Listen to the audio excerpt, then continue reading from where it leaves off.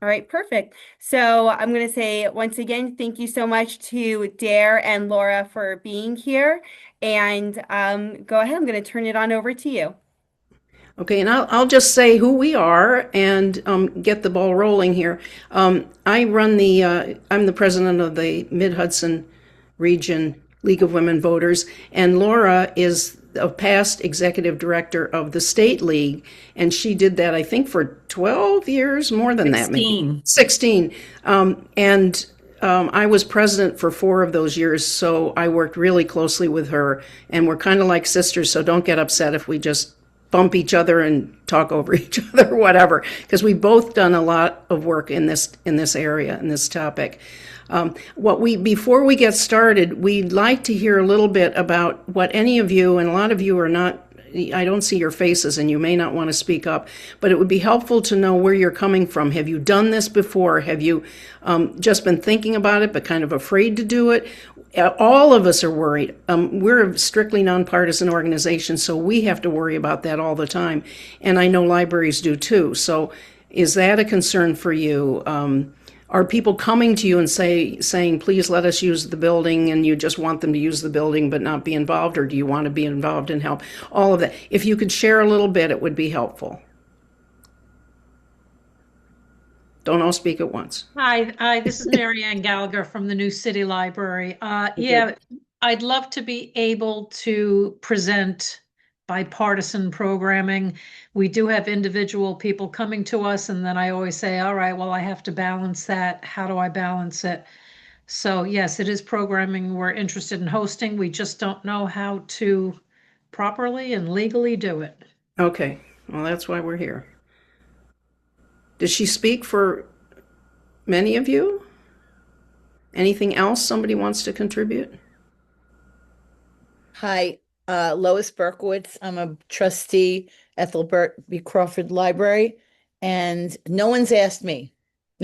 Oh, I okay. haven't been approached at all. Um, but I do know of other groups that have done it outside of the library and have run into issues about the bipartisanship. Well, and be sure to bring up any concerns you have about things. As Jen said to me, be sure to mention what to do when things go south. Right. And, and I think that's in these times, that's something to consider for sure. Anything else? I'll chime in. Okay. My name's Kurt Hadler. I'm the director of the Mahwah Public Library in Northern New Jersey. Jen Park is actually my board president. Oh. Hi, Jen. Mahwah has for about 14 years run a series of Meet the Candidates night every October when there are town council, school board officials running for government, and had this kind of thing, and it's worked well for us. It's been a very popular program. It's been very well attended and very well respected around the community. We are always interested in learning how to do it a little bit better and a little bit more. Okay. And Dare, I saw Yeah. that Amanda had her hand raised as well. I don't know, Amanda, if you wanted to say anything. Oh, yeah. Hi, my name is Amanda. I'm the executive director at the Monroe Free Library, and I would love to offer a Meet the Candidates. We just actually had a village election yesterday, and the constant refrain was, I need to know more about what your platform, what you stand for. And, they wanted to debate, but they didn't have a place to do it. And, obviously we couldn't put something together that quickly, but I'd love to prepare next time around to do something like that. I'd also love to host like a human library. I don't know if you've heard of that concept before, where you like borrow a person and the person is like, they explain themselves, but it can get political, like depending on the types of people you add to your human library. But it's definitely something I've wanted to try, but I know my staff has been hesitant because of the politics around those types of programming. Is that like a speakers bureau? So like let's say there's someone who's like, I'm a local official, or Okay. I'm polyamorous, and you agree to like check out that person, Okay. and you get to learn more about them for about like 10-15 minutes, and you kind of just go and learn more. It's just an opportunity to learn about other people that you might not know about or understand. So this may shed some light on how to do that, but that won't be the focus. I mean, it Oh will be no, I know, I know. competitive. Okay. All right. Well, I want to get into it. So, and we really do believe that this is an important function for outside, community groups to do. And so we really encourage you to think about it anyway. We hope we make you feel a little more comfortable about how to do it. People desperately need to know about candidates. Gail, who's on this Zoom from I'm blanking on the town you're in, but in Orange County or in the edge of Orange and Rockland counties, she experienced one of these debates where somebody was so limited in what their interests were, but you couldn't tell at all from the written material, that it was really kind of critical that they had some kind of opportunity to meet the candidates in person. So think about that you are a library and you are helping people know things, and you are a terrific source of that kind of information if you can handle it. All right, so having said all that, let's get into how to do it. And Laura, you take this. Oh, you want me to do the first one? Okay. Yeah. So why should you host these, or why should you organize a candidate event? And we talk about them as candidate events because a debate has a very specific definition. And there are different ways of doing candidate events where you're just learning about candidates. And so we lump them all together into candidate events. So it will inform the public, as somebody said, that the public didn't have enough information about the candidates. It hopefully, if you do it properly, it maintains an atmosphere in which candidates are comfortable. It gives you important issues to discuss at a roundtable. If what's important in your community. And hopefully, as an impartial arbiter, you can be best prepared to present this information. And of course, especially since we're with the League of Women Voters, it encourages people to vote. If they get excited about a candidate, or if they know more about a candidate, or if they know more about someone they don't like, I mean, it can go either way, but it does encourage people to vote, which is always a good thing. So those are just some of the reasons why you might want to think about doing one. Do you want me to do this one, dear? Very quickly, let's just Okay. talk about Okay, the so difference. there are different ways to do these, and it depends on the capability of your staff or the facility where it's being hosted. A live in-person candidate event is where the candidates are all there and there's an audience, and there's a moderator who's controlling kind of the situation.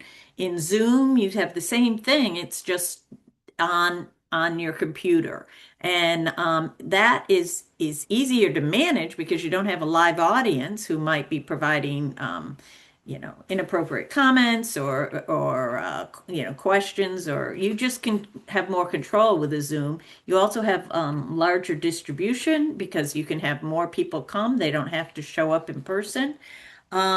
But you do need people who are knowledgeable about Zoom to be able to handle it properly. The hybrid version is the hardest to manage, and especially for the moderator, because you have an audience there, you have a moderator, you have all the candidates, but you're also live streaming the event. So the moderator has to listen to if there are any questions coming in online, and also any questions from the audience. It's much harder to manage a hybrid event, but that is obviously increases even bigger audience participation because you have people online and people who are in person. The one other thing you can do on any of these is to record it. So if you don't want to do the hybrid, you don't want to have it live streamed. And I will tell you that once we did one where we were doing a hybrid, and it was early in the days of us learning about Zoom, and it was live streamed on Facebook at the time and YouTube. But YouTube is better to be doing it because of this. On Facebook, people were starting to write nasty comments and on Facebook while the event was happening. So you got to make sure you close down the comments while the event's happening. But anyway, you can record the event, either if it's a Zoom event or if it's a live in person, and then you can post the recording so that other people can see it later. And that's a way to not have problems with live streaming it, but also increasing the viewership by posting it later. So those are just real briefly. I mean, we can go into a lot of details on any of these, but we're just going to go through some of these quickly. Dare, do you want to talk I'll about do these? well, we can go back and forth on this perhaps. Yeah. The typical debate style is that I arrive, I have little pieces of paper that number how many candidates there are, 1 to 4 or whatever, and then they pull their a slip of paper out, and then they know whether they're first or second or whatever. Then they line up at a table in that order, and they will be answering questions in that order.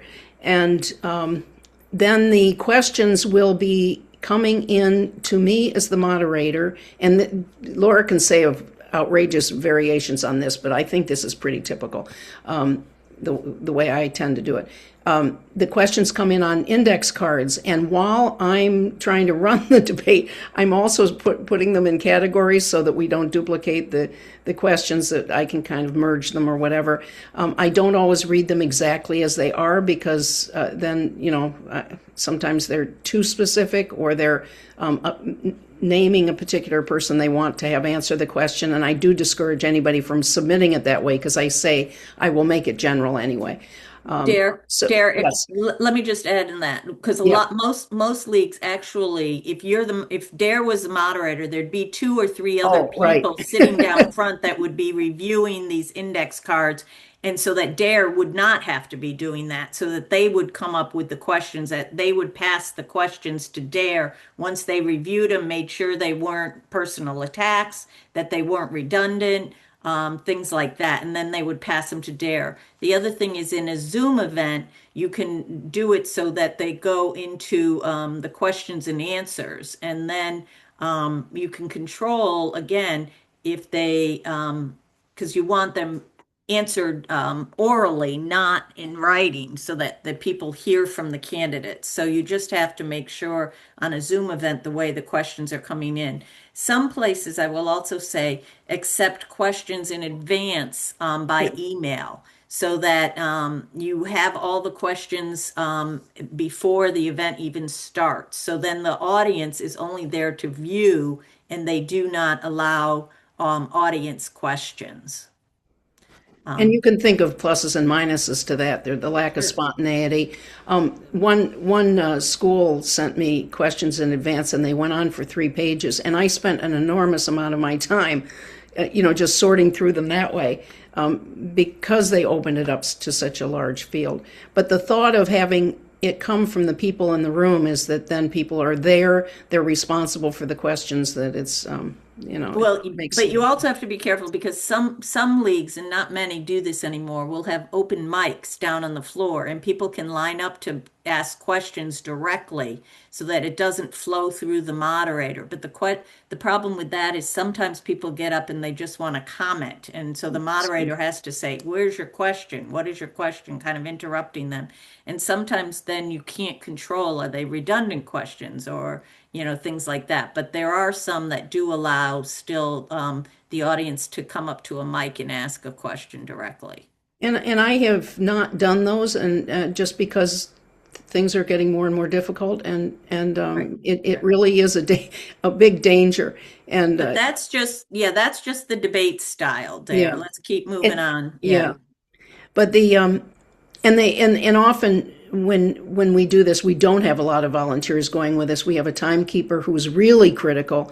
In fact, you find that the candidates tend to look at the timekeeper much more than they look at me asking the questions, because they really are. They know they're under the gun to get their answer in. So there's you have to have a number of people involved in helping you. I think in conversation among candidates, you want to speak to that, Laura?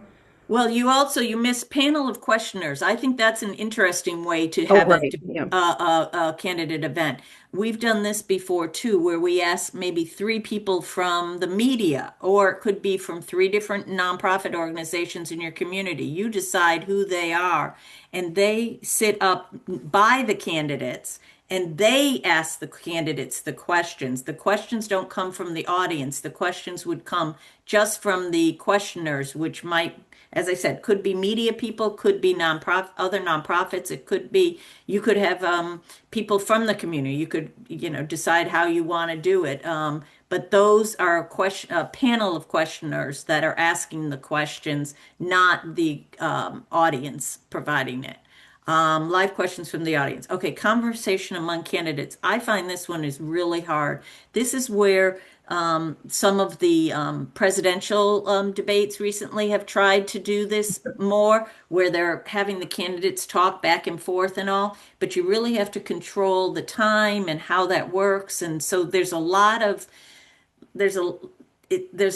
that can go wrong on the conversation part, and you just have to make sure you have it very specific as to how it's going to be managed, who's in control, and how much time one gets to the other. How do you change issues?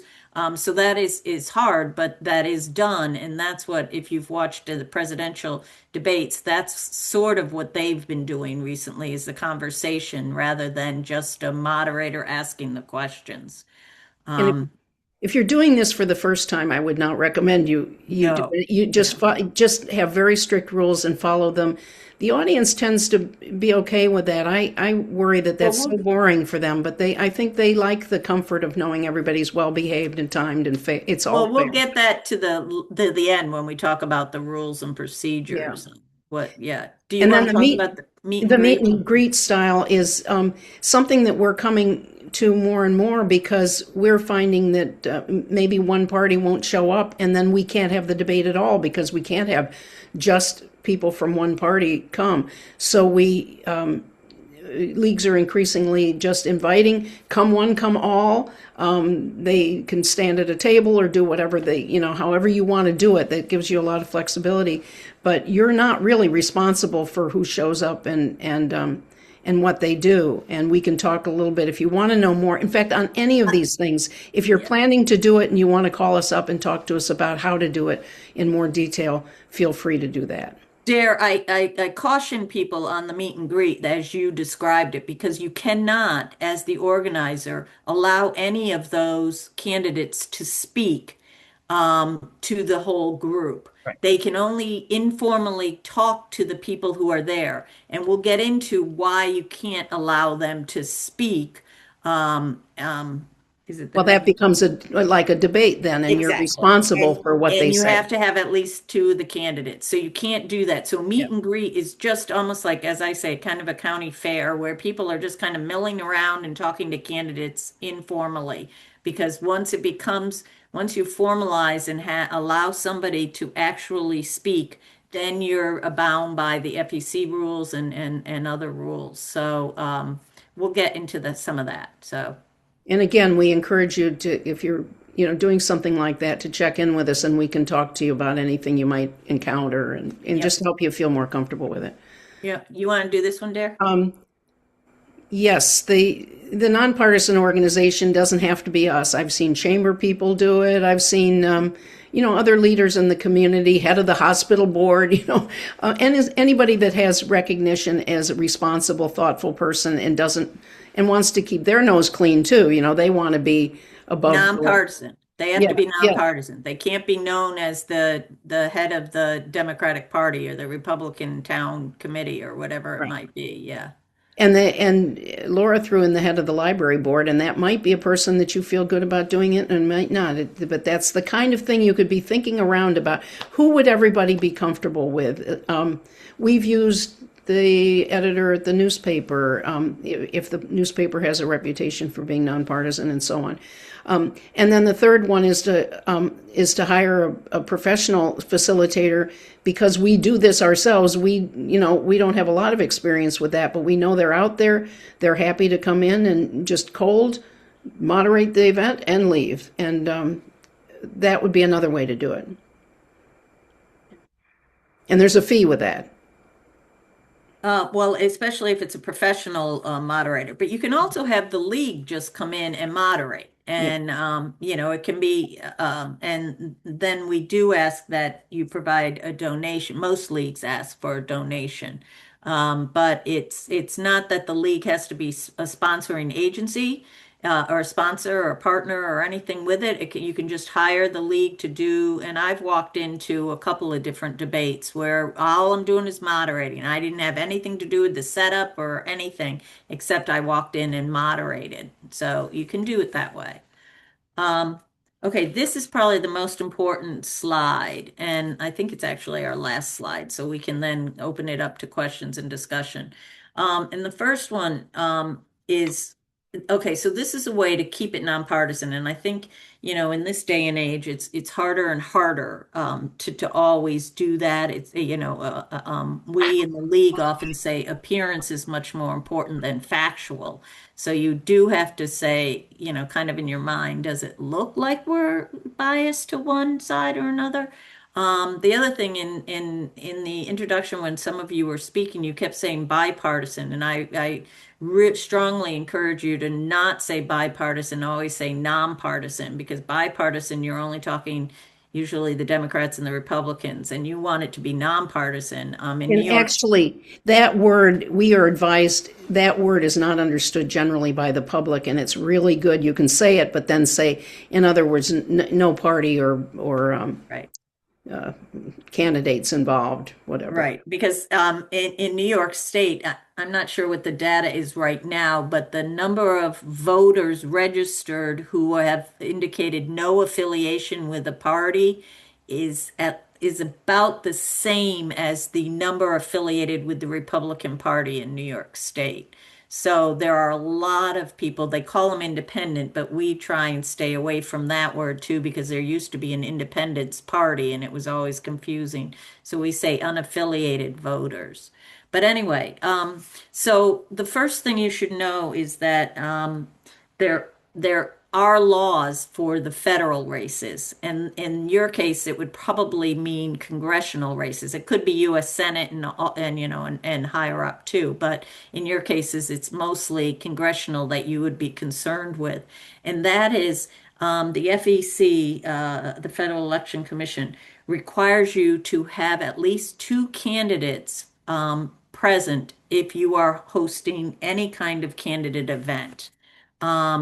If not, you could be penalized, and there'd be a financial penalty if you did not have the two candidates. So if you invited, four candidates, say, but only one agreed to come, you cannot have the candidate event then. You must have at least two. And you don't have to have all four, but you have to have at least two of the candidates to host it. The rationale there, just so you know, because then I think it always makes more sense for people, is if you had a candidate event and only one candidate came, you are basically providing free advertising and marketing for that candidate, which is considered, has monetary value. So it looks like it is that you are providing a donation or supporting that candidate. And so, as I said, there are very specific rules, and I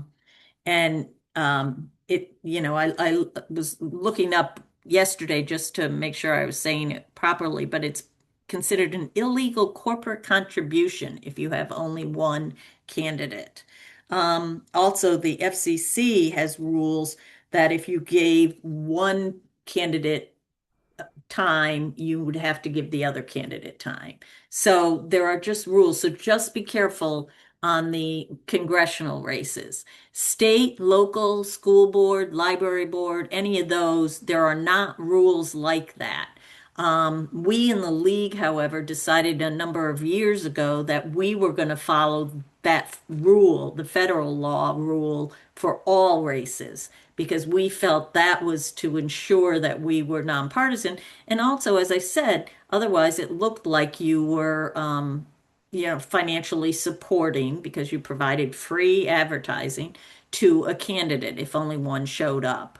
Now, and the biggest pushback we got from many of our local leagues was, well, there were two big pushbacks. One is often the incumbent will say, well, I'm not going to come then because I don't want the challenger to, get to be known.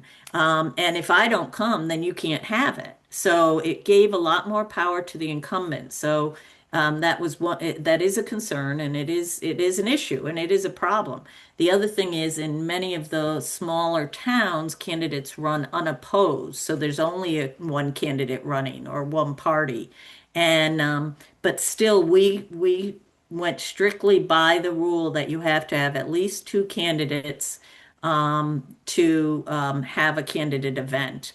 And you invite the candidates, but if only one responds, or even if one only shows up that night, then you would have to cancel it. But as I said, that's something that if you decide to do this, your board or your staff or whoever is the authority for your organization should decide how you're going to handle that. The federal races, there's no question because that's the law and you'll be illegal if you do it otherwise. But state, local, school board, and library board, it's your choice and you should decide what your policy is going to be on that. We should If- also, Go I ahead. just was thinking about the person, sometimes for some perfectly legitimate reason, there's a car accident or something and somebody can't show up and somebody says, can I just come and read the person's presentation?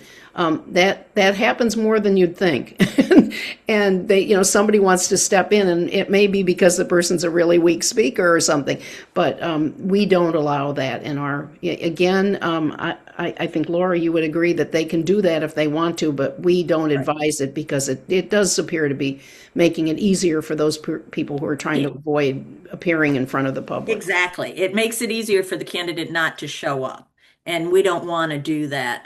The other thing, if you have a night where there's two different races and you're having basically two different candidate, we'll call them debates, but candidate events in the same night.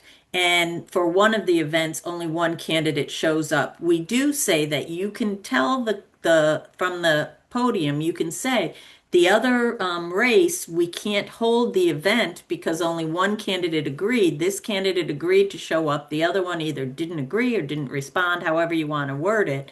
And if people would like to meet that candidate in the lobby afterwards and talk to the candidate who did show up, that would be great. But we can't. But you cannot even allow that candidate, at least in the league policy, you can't even allow that candidate to speak because the other candidate did not show up.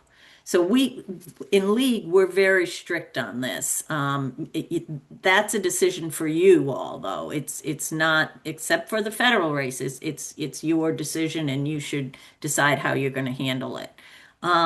Okay, so moving on. Again, what we're talking about, these procedures are how the league does it. It doesn't mean that you have to do that. I guess I should have prefaced this all by saying before you decide to do an event, you should make sure you decide what your policies are going to be on this. What are the rules and procedures that how you want to run it? And you should make sure whoever is the authority, if it's your board and your staff, whatever, should all agree on that. So one of these things, the candidate invitations, the league believes that only candidates who are certified on the ballot should be invited to participate in whatever candidate event you have. And that is because write-in candidates often, maybe they don't have any support. Maybe it's just one person who is just kind of a pain in the neck in your community and wants to come speak that night when all the other candidates are speaking. And he or she can say, oh, I'm a write-in candidate, so allow me to speak too. So the league has a policy that prohibits that.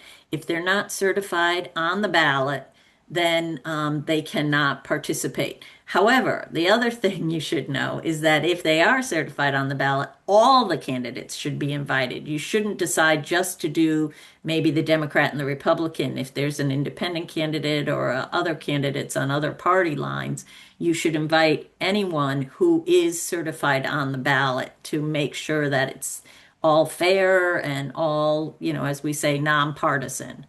Then the procedures and process, as I said, you really need to develop all of that in advance. And then what you need to do is when you send out the letter inviting the candidates to participate, you give them the rules and procedures at that time so they know exactly what they would be agreeing to. And we in the league also, when they write, they have to write back that they want to participate. And I mean, you can do it by email or, we do it by snail mail usually because we want an actual signature. But they have to, there's something there on that when they send it back that says they agree to follow the rules and procedures as outlined in the letter, so that you have all of that up front. So you're not deciding at the last minute when a candidate says, oh, I agreed to do this, but I didn't want to do it that way. I want to do it this way. And, so you got candidates disagreeing with this. But if you set it up in advance and you have them all agree to it, if they want to participate, this is the way it's going to be run. And that's where the moderator's role comes in. The moderator is the person who is in control that night. You have to give that person the authority to make decisions from the podium. And so and that's the person who's going to control if someone's out of line, if the question's not appropriate, whatever it might be. The moderator is the one that's in control that night. Filming of the event by audience. This is a very hard thing to do these days because people have their little phone and they might be kind of like holding it down low and you don't see. So if it's a live in-person event, we would often have people walking through the audience in the aisles trying to stop people from filming it. And that's one of the rules and procedures that the candidates would have to agree to, that no one affiliated with their campaign would film the event. Again, I'll tell you the rationale here, and that is because then people or candidates can take pieces of the debate and use them in advertisements, or show their opposition in a bad light on social media, or show themselves in good light on social media. We in the league, we film the event. We have somebody who films the event. Maybe we hire someone, maybe it's somebody from the league, or maybe it's one of our partnering organizations, like it could be the library if we partner with the library, and they film the event, and then we show it in its entirety on social media. We put a link and we make the link available so people see the entire thing, but not little pieces which make candidates look good or bad. One of the other rules and procedures we always suggest is that no campaign materials should be in the audience. In other words, people cannot be putting up signs while someone's speaking. This is where the moderator has to be in control. There shouldn't be heckling. There shouldn't be cheering or booing. We put that all in the rules and procedures, and we say that if that happens, like the booing or something, we say that however long that takes away from one candidate's time, we'll take the candidate whose campaign people are booing, we'll take that time off of his or her response the next time. So it's to their advantage to keep it all very formal. But you just don't want it to become a rally. You want it to be an educational event.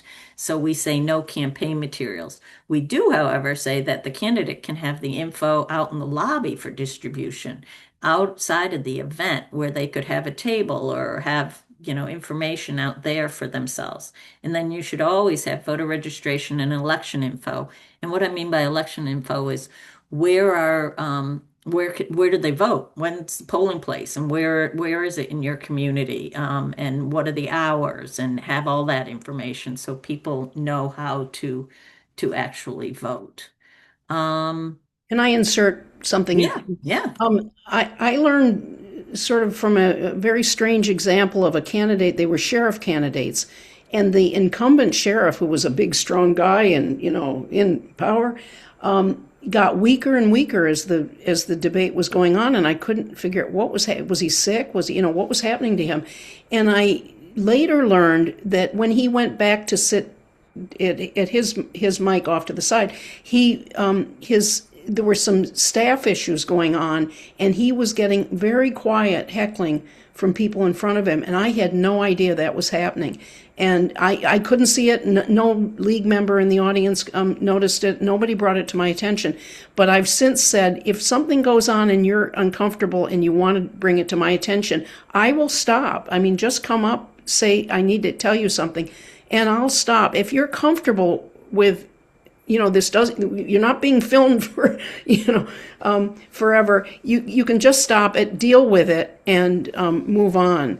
So I found that very comforting to be able to say that to people, so I never have to worry about that happening again.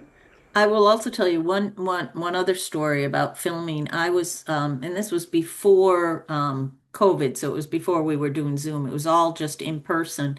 And there was a person, a man in the audience who, and at that time he had an actual camera. It wasn't his little phone, he was filming the event, and I had to stop and say, I'm sorry, no filming is allowed at this event. The candidates have all agreed to that. And the guy said, well, I have a right to do this. And we're like, no, you don't. This is, our event, and the candidates have all agreed to this. And so you need to put the camera away, or we will stop the event. And so he put it away for a minute, and then the next minute he pulled it out again, and I stopped the event again, and I said, okay, well, we're going to have to cancel the event right now because he will not stop filming it. Well, as you can imagine, what happened is peer pressure from the audience was like, no, get him out of here. We want to have the event. So it wasn't that I had to be the big bad bully. The audience was, the ones that got him to leave, and he stormed out to the lobby. So, I mean, that's where the moderator has to be willing to stop the event too. If something isn't going appropriately, you should stop it. And the moderator has to have that authority to be able to do that. So, yeah. And we talk about these rules, and one of the things that I try to do is, as soon as I arrive and walk around, talk to people, try to get everybody in the room a little relaxed. I mean, you want to be tough about the rules, but you also want people to know we're all people. We're reasonable, and that seems to help quite a bit. Somebody came up to me and said, my husband was terrified about being part of this debate tonight, but as soon as you started speaking, I felt better, and I knew he had to feel better because you were clearly a real live person, and we're not going to be mean and horrible to him. So, Claudia has a question, and Claudia, maybe you can speak up because I don't know what it means. Has anyone used a debate club member? You mean like at the high school, or what do you mean a I debate was club? more thinking college.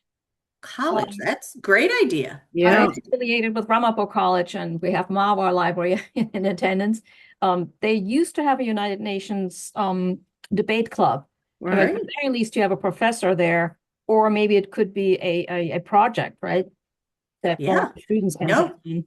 That's a great idea. I mean, you got to be creative. The one thing, as I will say, that we talked about at the very beginning, the appearance matters more than fact. So just be careful as that debate club member known in the community as somebody who is working for one party or for one candidate or, something like that. Oh, one thing I didn't mention, we often have, and it's easier when you get bigger in your community, it might be a problem, but we try and have the moderator not be a voter in the race of the candidate event. In other words, if it's somebody for city council, we get a moderator from a different city to moderate so that they don't have a stake in the race.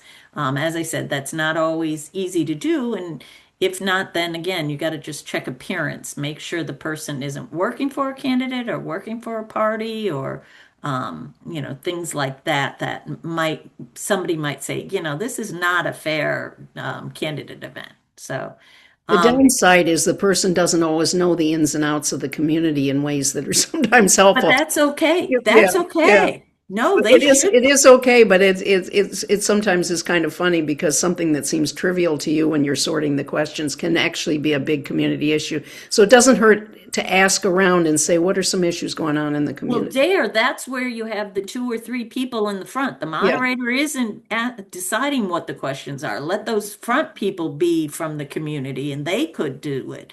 But the moderator shouldn't have to know what the issues are in the community. If they're going to be fair and impartial, it should just be a formal process for the moderator. I have You know, rarely had people to do the question just to explain why we're differing on this. And oh, Laura's right. I mean, ideally you have people helping you, but I often travel a real distance, take a timekeeper with me, and so to take another team of people with me is, for basically no pay or a very modest donation is just crazy because I've done it so much I can do it as I go, but it is a little bit of a handicap at times. Gail, did you want to add to the videotaping you said? I do, please. I'm with the Rockland County League of Women Voters, and my co-president and I were responsible for the forum debate, whatever you want to call it, for the first time. So it was going very well, and there were 2 people who were videoing on their phone. One of them immediately put it away. They didn't read the sign on the way in. The other one gave me a really hard time, eventually stopped. Started up again very soon, and when I went back, he left. The next morning, we got a call from one of the candidates, the Republican candidate. He had taken those videos, edited so they looked totally, totally different from what really happened, and it was posted on WhatsApp Right, the next morning. So right. it's so important to do that. We were there. The the office of the Republican candidate was really good. They helped. We managed to get it down right away. And we had our own video posted immediately so that the full video would be shown. But it was really scary.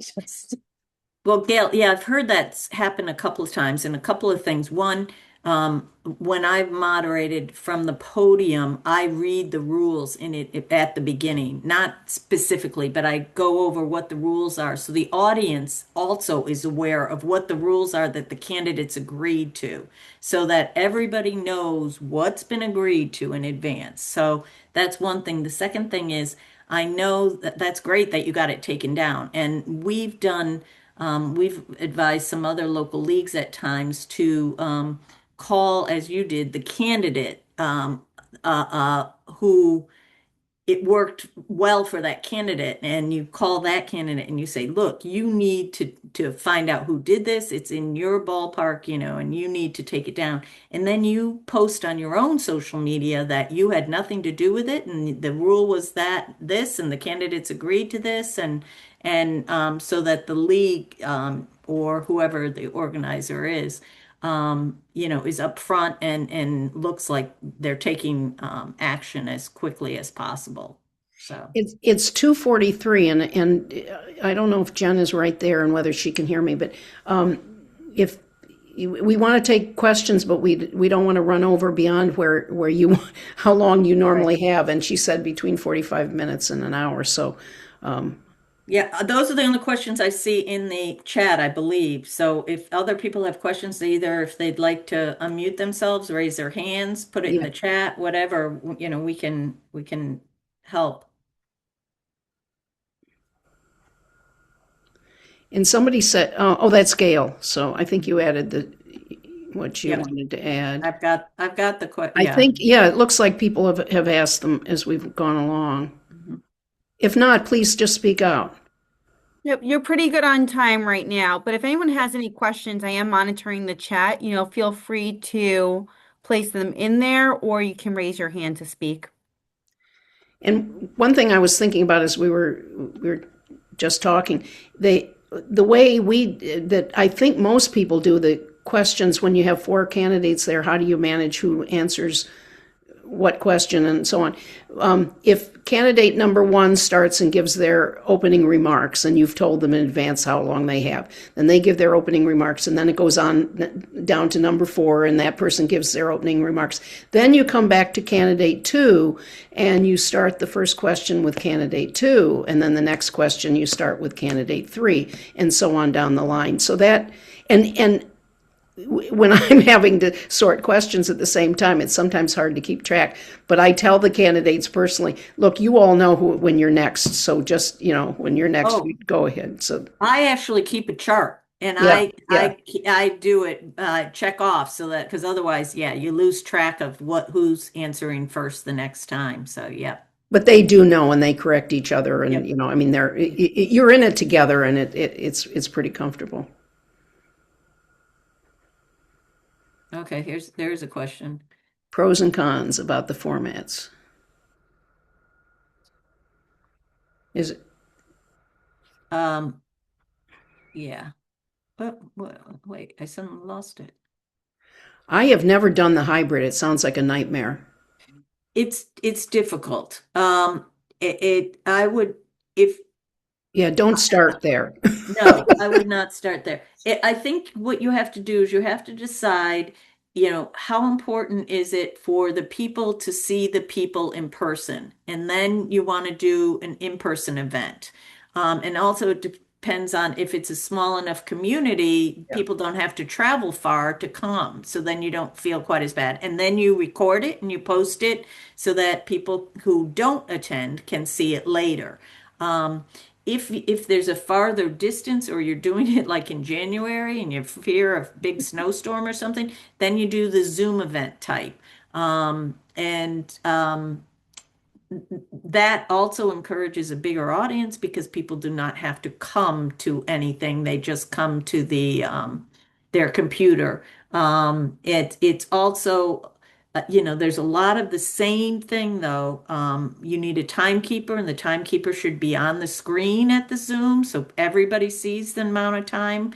You still have the same rules. You have to decide how questions are going to be accepted and reviewed. So just because you're doing it on Zoom doesn't mean you don't need all of the rules and procedures for the event. So you still have to do that. Laura, can I add just one thing to that? Sure. I think you mentioned before when you talked about the Zoom that you should have an experienced person, experience with Zoom, because we had a very experienced moderator who had done it for years do a Zoom, and she had a very, very difficult time because the candidates weren't there physically to see who went next, who was answering. Right. So it turned out to be quite a bit of an extravaganza that was not expected. One thing I do say is when you do it on Zoom, all the candidates should remain on screen at all times so that they're not looking up answers, or they're not, so everybody is still there. Kurt, I see you've done the hybrid. I've done the hybrid too.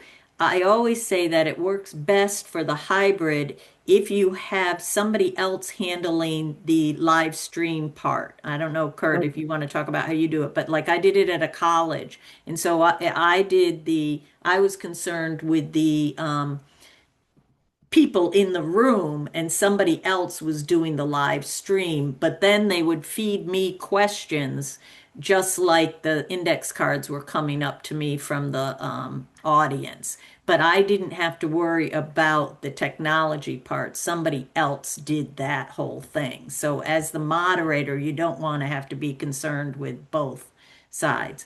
Kurt, do you want to talk about good, bad, or anything with your experience? I would, wholeheartedly agree that you need two people, at least two people, if you're going to run a hybrid meeting. The moderator should certainly focus on the questions and the candidates, and a second person should be focusing on the technology. Right. What we found, and we used Zoom for many years, especially during the pandemic. Right. What we have found subsequent to that is Zoom is not our preferred platform. We much rather live stream it to YouTube and Facebook simultaneously. Right. We found that the Zoom and this is great, Zoom has a lot of upsides, but for our format of Meet the Candidates night, live streaming it simultaneously to Facebook and YouTube really worked out much, much better. Yes, I would agree with that, although I would say my preferred is always just YouTube. Facebook just has too many opportunities. I know you can cut off comments and stuff like that, but we had problems a couple of times when it was going live to Facebook as well. YouTube is and it's just easy to do it to one source, one platform. So but yeah, that's true. And I was surprised when the pandemic happened and we had to go to Zoom. I like, oh my gosh, this is really scary. But it was so easy, actually, compared to what my expectations were. And I did it here at home, and my husband was a timekeeper, and he's sitting on the couch there with me, and the candidates appear. It was remarkably comfortable. So. I don't know if you'd be doing that I mean, the league could do that because it is a volunteer organization. Maybe you feel you couldn't do that in the library, but don't be afraid of it. Okay, and then Ben, I will say the league does not hire security.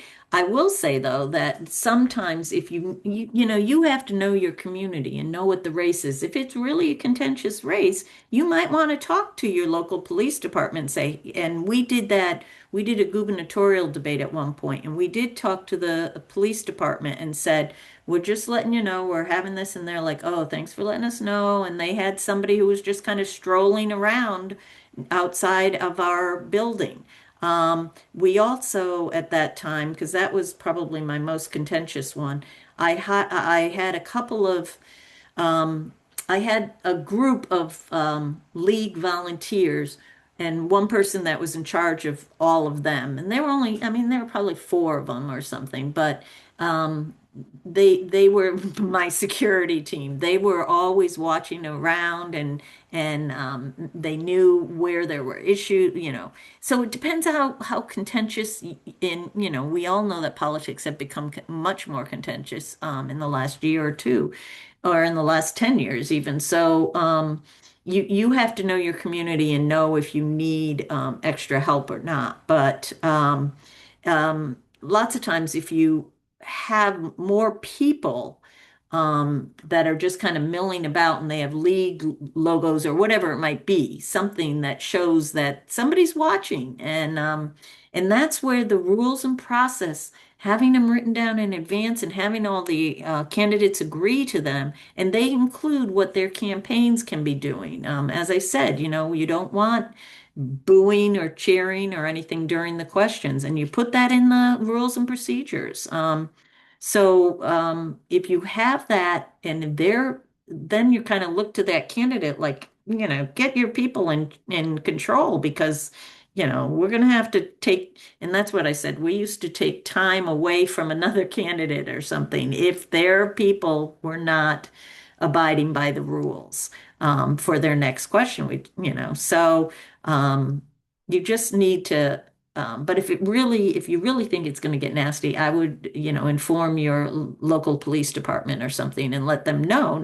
You're not hiring them to come do it, but let them know that you're doing this and you're a little concerned. And usually that, they might come wander by, at different times. Because I you don't want remember it to the get first nasty. one I did had police there in the room. It was, I think, a sheriff's debate, and those have been the toughest. I've done 3 of them in 3 different places, and they've been the most challenging. Oddly enough, I mean, I don't know, the stakes are very high for them or something, but they're the most challenging. Other questions from anybody? I think we got them in the chat. Unless we're missing something, then please raise your hand.